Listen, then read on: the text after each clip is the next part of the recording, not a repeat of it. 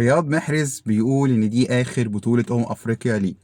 الاول، ازيكم عاملين ايه؟ ان شاء الله يوم جميل وسعيد عليكم باذن الله، وفقرة جديدة بنقدمها لكم من الاخبار اليومية.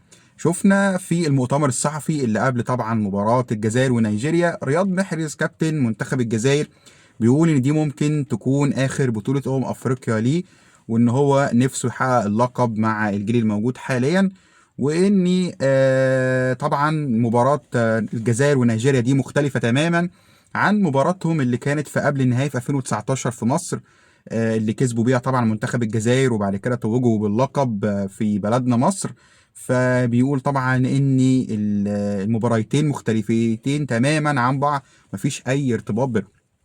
طيب، الكابتن حسام حسن برضو في المؤتمر الصحفي اللي قبل مباراتنا، مباراة منتخب مصر مع كوت ديفوار، صرح وقال او اتسأل يعني سؤال من صحفي ان احنا شايفين دايما في فخر منك باسم مصر، وبتقول ان انا مصر او احنا مصر، رغم ان المستوى الفني مش افضل حاجة لمنتخب مصر.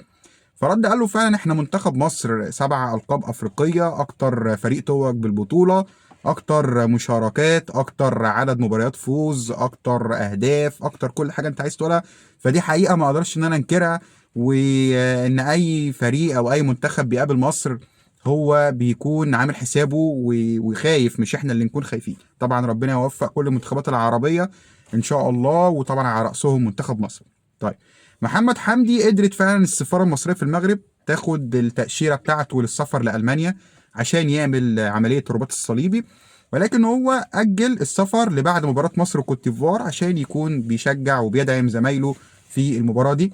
فإن شاء الله ربنا يكمل شفاعه على خير ويعمل عملية بنجاح ويرجع يلعب ويكون أفضل من الأول بكتير.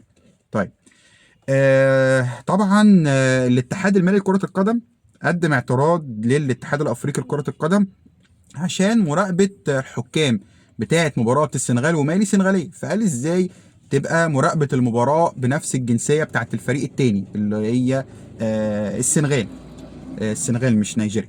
فطبعا الاتحاد الافريقي قال ان مراقبه الحكام بتاعه مدينه طنجة هي دي من اول الادوار الاقصائيه وما اتغيرتش قبل ما نعرف ان السنغال هتكون موجوده. فدي برضه هتبقى مشكله لما السنغال تصعد للسيمي فاينال او النص النهائي وتقابل ايا كان اتمنى منتخب مصر، هتبقى برضه المراقبه دي موجوده. لكن هاجي اقول لك على فكره، مراقبه المباراه مش هتعمل حاجه، او مراقبه الحكام مش تعمل حاجه تغير بيها النتيجه يعني. فدي ما فيهاش اي مشكله. طيب، اخر حاجه نختم بيها النهارده يا جماعه، ريال مدريد قدر ان هو يفوز على اتلتيكو مدريد ويوصل لنهائي السوبر الاسباني، وبرشلونه قبليه فاز على اتلتيكو بلباو ووصل لنهائي السوبر الاسباني اللي هيتلعب يوم الاحد ان شاء الله. هتبقى مباراه قويه جدا، بيقام طبعا على السعوديه، تنظيم رهيب ورائع اللي تعودنا دايما من كل الدول العربيه على تنظيم وملاعب وبنيه تحتيه كبيره جدا.